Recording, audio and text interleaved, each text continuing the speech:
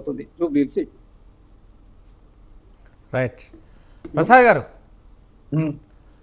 Yes చెప్పండి. మరి ఈ నేపథ్యంలోనూ ఇద్దరు అంటే ముగ్గురు, ఇద్దరు కూడా కాదు ముగ్గురు, 3 పార్టీలకు సంబంధించిన నేపథ్యంలోనే ఒక్కొక్కరుగా ఒక్కొక్క బ్యాచ్ నుండి ముగ్గురుగా విభజిస్తున్నారు. కానీ లాస్ట్కు ఎవరికి టికెట్ ఇస్తారు, ఎవరికి వశమవుతుంది ఈ టికెట్ అనేది కన్ఫర్మ్ లేకపోగానే నలుగురు అయితే పోటీలో ఉంటున్నారు, బరిలో ఉంటున్నారు.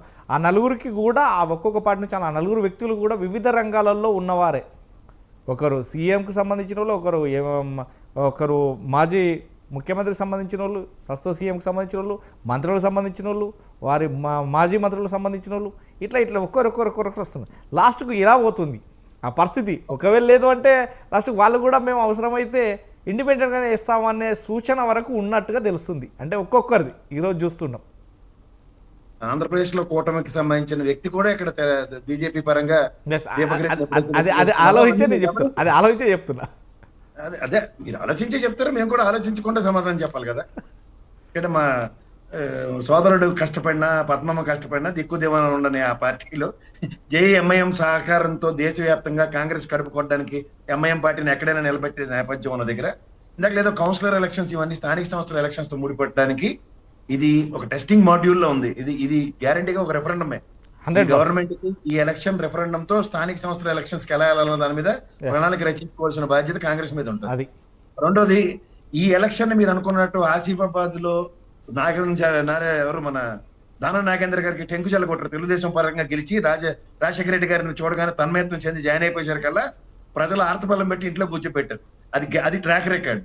అంచేత ఇటు తిరిగి ఊరు మంగళం మీద పడినట్టు పార్టీ మారిన దరిద్రవంతా దానం నాగేంద్రని ఎత్తుకొస్తే రేపు పొద్దున్న జూబ్లీస్ తో పాటు పెట్టే ఎలక్షన్ అనుకుంటే మాత్రం తీవ్ర పరిస్థితులు ఎదుర్కొంటారు. అదైతే వాస్తవం. ఎందుకంటే దారిని పోయిన కంపం తగిలించుకుందారంటే కాంగ్రెస్ అనవసరంగా కాంగ్రెస్ నెత్తికి తీసుకొచ్చి కాంగ్రెస్ క్యాండిడేట్ కింద నిలబెట్టి లేని తలకాయ నొప్పిని కాంగ్రెస్ భరించవలసి వస్తుంది. ఆ రోజు రాజశేఖర రెడ్డి గారికే తప్పలేదు, మరి అమాయకుడైన రేవంత్ రెడ్డి కూడా అదే ఎక్స్పెరిమెంట్ చేస్తే చాలా కష్టంగా ఉంటుంది. ఎందుకంటే ఇక్కడ క్యాండిడేట్ ని జస్టిఫై చేసేంత నేపథ్యాలు రాజకీయ చదరంగంలో పాచికేసి దాన్ని జస్టిఫై చేసుకున్న వాళ్ళు ఇక్కడ ఉన్న వాళ్ళందరిలోనూ కనబడుతుంది. నాకైతే కిషన్ రెడ్డి ఒకటే కనబడుతుంది.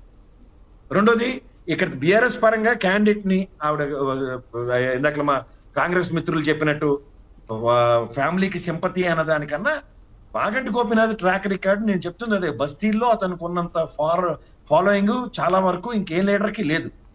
ఈ దీపక్ రెడ్డి గారి గతంలో తెలుగుదేశం, ఇప్పుడు బీజేపీలో డబల్ ట్రిపుల్ స్టాండర్డ్స్ కి పెట్టింది పేరు.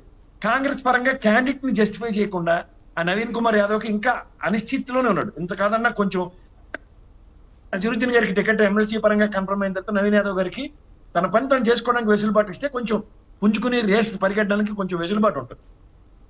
ఎందుకంటే మాగంటి గోపీనాథ్ గారి భార్య ప్రజల్లోకి వచ్చి అంత ఉత్సాహంగా తిరిగే పరిస్థితి లేదు. ఇంకా ఆవిడ సెటిల్మెంట్ పీరియడ్ లోనే ఉంది. ఆయన చనిపోయి ఇంకా 6 నెలలు కూడా కాలేదు కాబట్టి.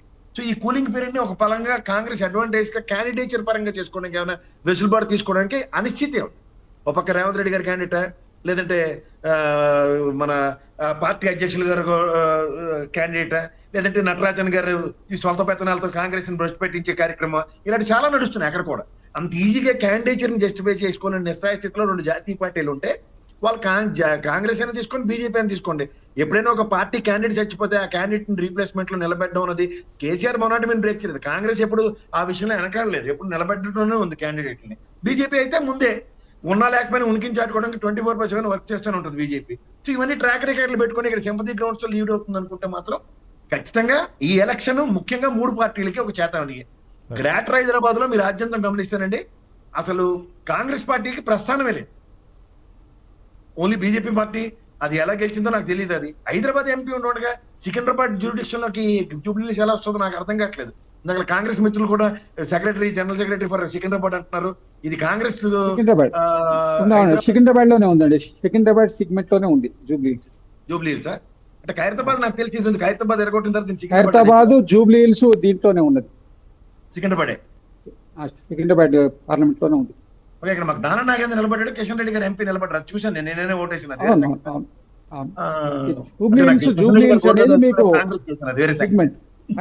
హైదరాబాద్ లోకి ఇది రాదండి, ఇది వస్తుంది. ఏది మన కోషా మహల్ వస్తుంది. కోషా మహల్ హైదరాబాద్ పార్లమెంట్ కి వస్తుంది. ఎంఐఎం వసపరుచుకుని వస్తాయి. ఇది మాత్రం ఇక్కడికి వస్తుంది. ఎందుకు చెప్పించానంటే ఈ కిషన్ రెడ్డి గారికి ఇచ్చేసిన కుషామత్ రాజకీయానికి ఈ వెసులుబాటు ఇచ్చారు. ఎందుకంటే అంత పెద్ద ఖైరతాబాద్ ఎడగొట్టిన తర్వాత దీన్ని ఒక్కదాన్ని తీసుకెళ్ళి అలా వెంకీ సినిమాలో ఆపేప్ సీఏ కావాలన్నట్టు ఇవన్నీ ఎందుకు ఆయన అండర్లో పెట్టారు? కిషన్ రెడ్డి గారు అంటే ఎందుకు సార్ మీకు అంత కోపం? అసలు 2009లో కాంగ్రెస్ పార్టీ ఉందండి. ఒకటే 2009 మన డీలిమిటేషన్ అయినప్పుడు యూపీఏ ప్రభుత్వమే ఉన్నది. నేను చెప్తుంది అదే సార్. డీలిమిటేషన్ అన్నప్పుడు మీరు ఉన్నా సరే కాగల కార్యాలు గంధర్వాలు తీర్చినట్టు వాళ్ళకి ఎత్తిన పాలు పోశారు. నా కిషన్ రెడ్డి గారు అంటే వ్యక్తిగతం కాదు సార్. 10 సంవత్సరాల తెలంగాణ ప్రస్థానంలో కేంద్ర మంత్రిగా ఉండి కేసీఆర్ అయితే రాష్ట్రమైన తీసుకొచ్చాడు. నేను కనీసం లిఫ్ట్ తప్ప ఇంకోటి తెచ్చిన పాపని పోలే. నేను చెప్తాను సార్. ఎందుకు ఇప్పుడు ఔటర్ రింగ్ రోడ్ 20,000 కోట్ల రూపాయలు సార్. ఆర్ఆర్ఆర్కి మొత్తం ఆయన్నే. ఎంఎంటీఎస్ ఫేజ్ 2 డబ్బులు 5 రాష్ట్ర ఎంఎంటీఎస్ ఫేజ్ 2 నేను చెప్తాను సార్. ఎంఎంటీఎస్ ఫేజ్ 1కి సెంట్రల్ గవర్నమెంట్ ఇచ్చినటువంటి డబ్బులు కాకుండా రాష్ట్ర ప్రభుత్వం 600 కోట్ల రూపాయలు ఇవ్వకపోతే ఆ ఫేజ్ 2 ఎంఎంటీఎస్ ఆగిపోయి ఉంటే మేము వెళ్ళి రిప్రజెంటేషన్ ఇచ్చినట్టే ఆ సెకండ్ ఫేజ్ ఇవ్వాల్సిన డబ్బులు కూడా పూర్తిగా సెంట్రల్ గవర్నమెంట్ నుంచి కట్టించి ఫేజ్ 2 కంప్లీట్ చేయించింది కిషన్ రెడ్డి గారు. రామప్ప దేవాలయానికి యునెస్కో గుర్తింపు తీసుకొచ్చింది ఆయనే. ఇప్పుడు సైన్స్ యూనివర్సిటీకి లెటర్ రాస్తుంది ఆయనే. వ్యాగన్ ఫ్యాక్టరీకి, పసుపు బోర్డుకి, ఔటర్ రీజనల్ రింగ్ రోడ్ కి పూర్తిగా కిషన్ రెడ్డి గారి సహకారమే కదా సార్. ఇప్పుడు రైలు రక్షక్ కవచ్ అని రైల్వే యాక్సిడెంట్స్ కి సంబంధించి రక్షకు సెంటర్ ని ఇండియా హైదరాబాద్ లో పెట్టించింది ఆయనే సార్. అలాగే స్కిల్ డెవలప్మెంట్ సంబంధించి ఆల్ ఇండియా ఇన్స్టిట్యూట్ ని మొన్న తీసుకొచ్చింది ఆయనే సార్. హైదరాబాద్ నేనే నిర్మించాను. మా కొలి కుతుబ్ షా వేయడం నాకు తెలియదు. అలాగే కిషన్ రెడ్డి గారు హైదరాబాద్ ని సెంట్రల్ లో నిలబెట్టింది ఆయన అంటే నేనేం చెప్పాలి చెప్పండి? లేదు, మీరు వెరిఫై చేసుకోవచ్చు. ఎంఎంటీఎస్ ఫేజ్ 2 టీఆర్ఎస్ గవర్నమెంట్ కట్టాల్సిన డబ్బుల్ని కూడా కేంద్ర ప్రభుత్వం కిషన్ రెడ్డి గారు ఇప్పించిరా లేదా? మీరు నేను లైవ్ లో చెప్తున్నా కదా సార్. ఇప్పుడు ప్రజలందరూ వింటున్నారు కదా సార్. మీరు వెరిఫై చేయండి. ఇప్పుడు టీఆర్ఎస్ ప్రభుత్వం కట్టవలసిన తర్వాత బాధ్యత కాంగ్రెస్ ప్రభుత్వం మీద ఉంటుంది, మీ మీద ఉంటుందా? అది డిఫరెంట్ స్టోరీ సార్. నేను ఏమంటున్నా, మీరు కిషన్ రెడ్డి గారు ఏం చేశారంటే దానికి ఆన్సర్ చెప్తున్నా. యూరియా ఐపీఎం అనేది సార్. ఇప్పుడు ఏమవుతుంది ప్రశ్న? యూరియా ఐపీఎం అంటే రైతులు అంత ఇబ్బందులలో ఉన్నారు. యూరియా ఐపీఎం సార్ పక్క రాష్ట్రాల్లో తెలంగాణలో ఎందుకు వస్తుంది సార్? ముఖ్యమంత్రి ఒక్క నిమిషం శ్రవణ్ కుమార్ గారు, ఒక్క నిమిషము. 10 లక్షల